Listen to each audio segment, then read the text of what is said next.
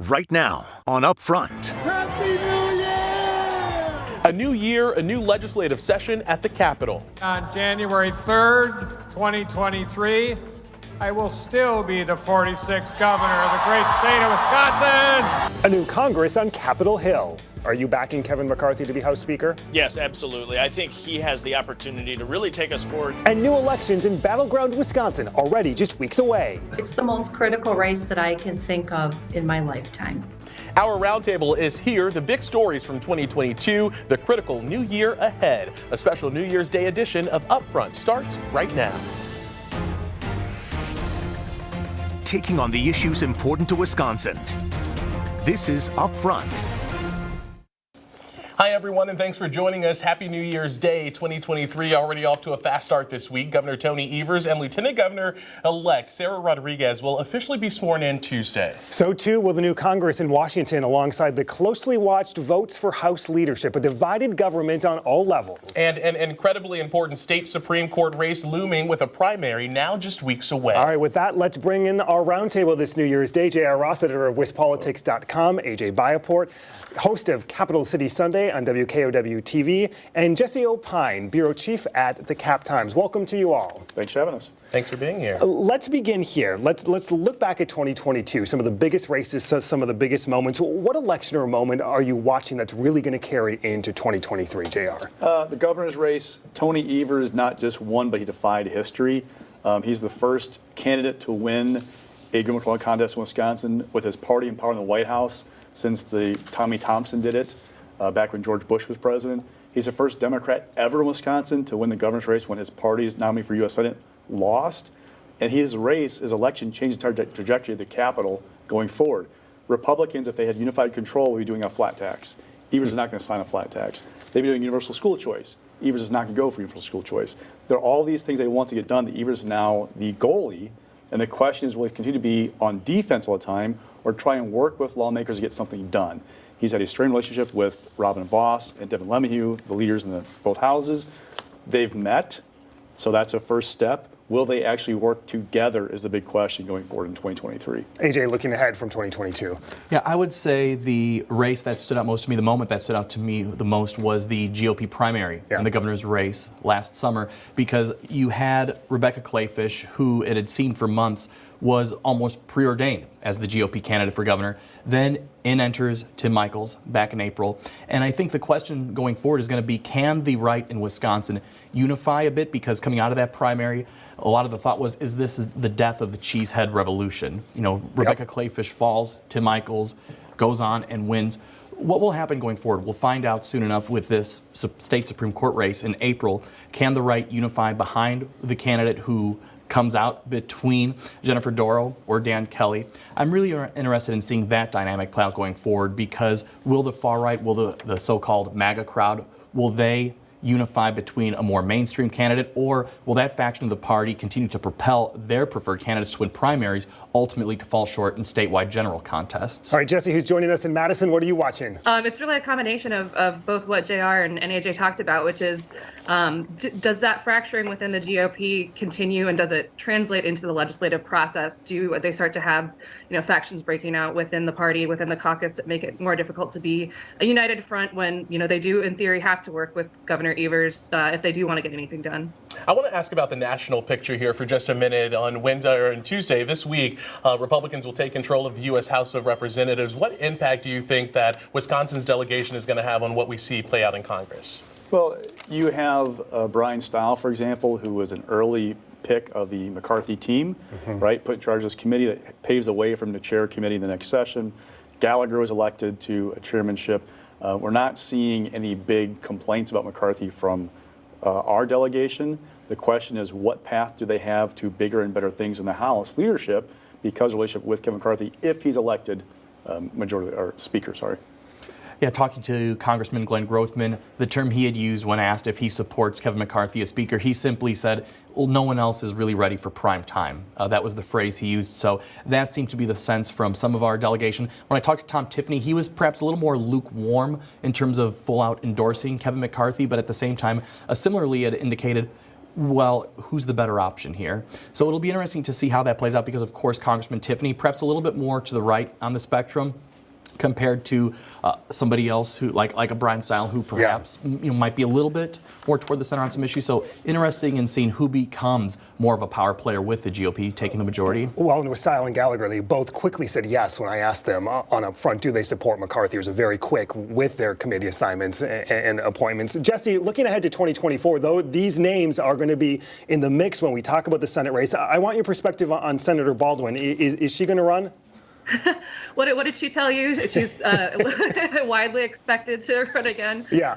Yeah. I mean, I think we can generally count on her to be in, and I know JR has been doing some of the reporting on who might be getting in on the Republican side, but like you said, some of those names, Style, Gallagher, are going to be continue to be in the mix as we're watching that. JR, give me your rundown. What are we talking about Republicans? So there are people who have actually said they're thinking about it, and people that talk about it. They want to think about it.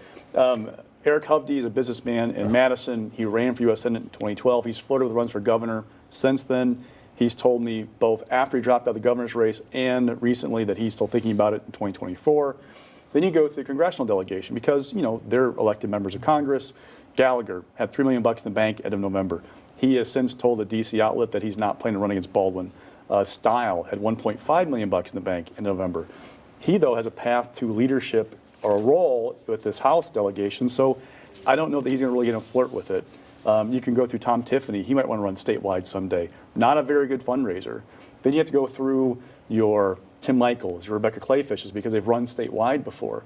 The challenge for Republicans is Tammy Baldwin is really, really good at what she does in terms of running campaigns and winning elections. She works the state very well. She outran Evers by 10 points in 2018.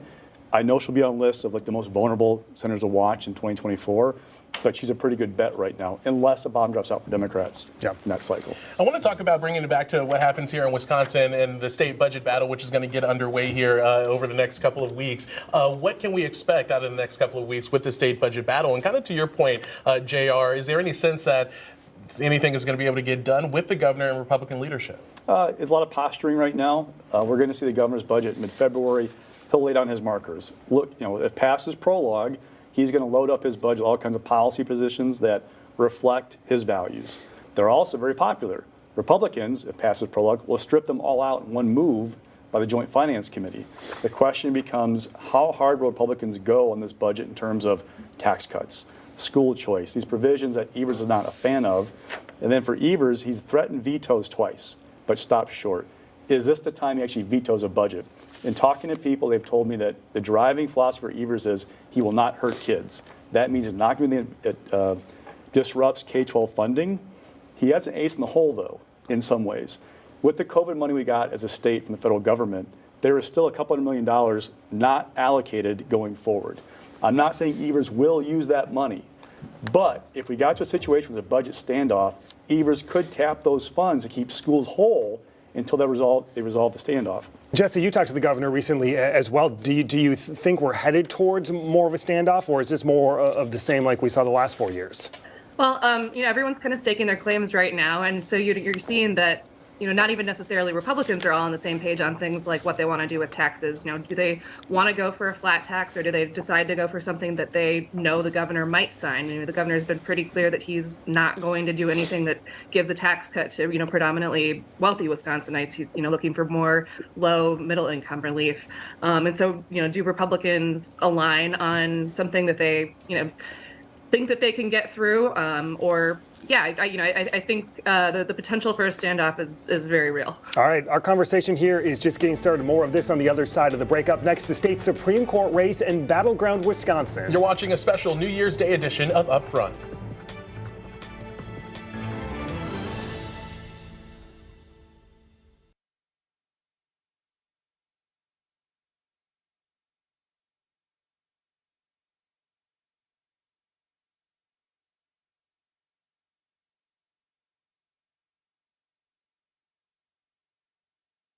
Welcome back. The deadline is Tuesday for candidates to submit paperwork and signatures for the April election, and that includes the high-profile race for state Supreme Court. Control of the court is at stake. It currently has a 4-3 conservative majority. Conservative Justice Patience Roggensack is retiring. 4 candidates are running to replace her. That includes 2 conservatives, Waukesha County Judge Jennifer Darrow and former state Supreme Court Justice Daniel Kelly. The liberal candidates, Dane County Judge Everett Mitchell and Milwaukee County Judge Janet Protasewicz. The race is officially nonpartisan, meaning the top 2 candidates in the February primary, no matter their political leaning, will advance to the April election. With that, let's bring back our roundtable. J.R. Ross, editor of WisPolitics.com, Jesse Opine, Capitol Bureau Chief for the Cap Times in Madison, and A.J. Byaport, Capitol Bureau Chief and host of Capital City Sunday on WKOW-TV in Madison. Welcome back, all of you. And so let's start with this race. At any point, just days away from this paperwork deadline, are there any candidates that you think have a certain advantage, or what do you think that we need to be watching over the next couple of weeks?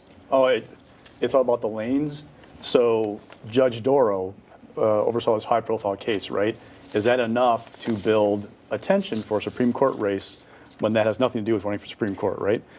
Justice Kelly has been the Supreme Court. He has the backing of kind of that intellectual conservative wing of the party.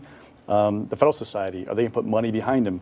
There's a group out there, Fair Courts America, funded largely by Dick Uihlein, who has said it will spend whatever it takes to get Kelly through. There is no, as Matt pointed out, no conservative primary and liberal primary. So if they're going to spend all this money on Kelly, could you actually turn off certain voters and depress turnout on the conservative side and allow liberals both get through? Probably not, but there's something to watch there. Judge Janet, I mean, she's been the formula for success for liberals. Progressive, former prosecutor, judge. She's also, though, going to have all her cases gone over and looked at and said, okay, you gave a light sentence of person A, B, and C. Are you fit for the Supreme Court? Judge Mitchell, he is on children's court. His cases aren't really out there in public, mostly under seal, but he's made comments that will probably come up. For example, when he's at UW-Madison, his employee said he questioned the big deal about shoplifting from big box stores. You can add that argument all you want to. Not a great thing to say if running for judge statewide. Yeah. So they all have these kind of pluses and minuses of this field. AJ and Jesse, based on what JR was saying, is there a scenario where we could have the 2 conservative candidates or the 2 liberal candidates win? How likely do we think that is? I don't think that's very likely. I think that by the time the people who are actually motivated to vote in this race have the candidates fleshed out for them and they learn more, they see interviews, they see ads, they see posts on social, they'll have a sense of, okay, who are the quote-unquote Republican candidates, who are the quote-unquote Democratic candidates. I'm interested in seeing our voters moved by, as JR alluded to, these campaign attacks based on what someone did as a judge. You know, Janet Protasewicz is already under the spotlight because of some of these cases, but that's not really going to matter that much as a state Supreme Court justice. Former Justice Janine Geske was bemoaning this when we talked to her not that long ago, saying, I don't understand why a state Supreme Court race is about some of these things that are pretty irrelevant to the job as a state Supreme Court justice. So I'll be interested in seeing, one, how often do those past cases come up? Probably a lot. But then more importantly, does that really move the needle for voters? Well, and Jesse, they've become political campaigns to an extent. Absolutely, they have. We always mention to folks that it's an ostensibly nonpartisan race, but to AJ's point, I don't think it's likely that you would have, 2 liberal candidates come through or 2 conservative candidates come through, unless there was something major that really affected the parties at a national level that, comes down to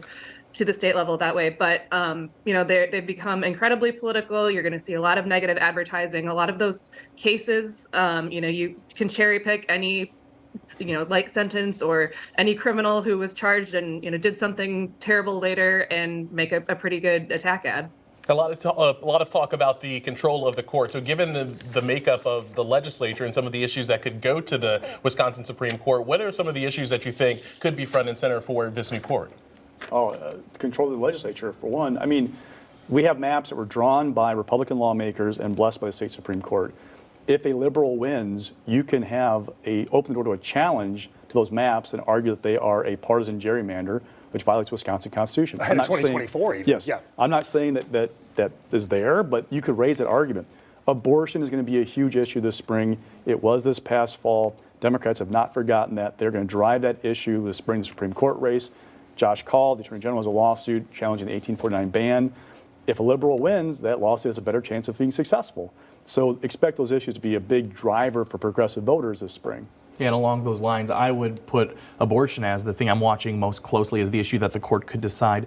Because as JR said, I think with redistricting, even if they threw out the maps, it'd be difficult because of the breakdown of the state to draw something that is close to a 50-50 makeup. But with abortion, you talk to Republicans, it's hard to get a sense on if the caucus is going to be able to agree on a comprehensive, quote-unquote, modern set of abortion restrictions. So it may come down to the court, and of course, if you have a 4-3 liberal-leaning court, as JR just said, there's a good chance that the court would then strike down this ban, and then it's back to the drawing board, and the legislature will have to take some action if they're serious about having some sort of abortion restriction. Well, and Jesse, both state parties, outside groups, there's going to be an incredible amount of money and campaigning coming in the next couple weeks here.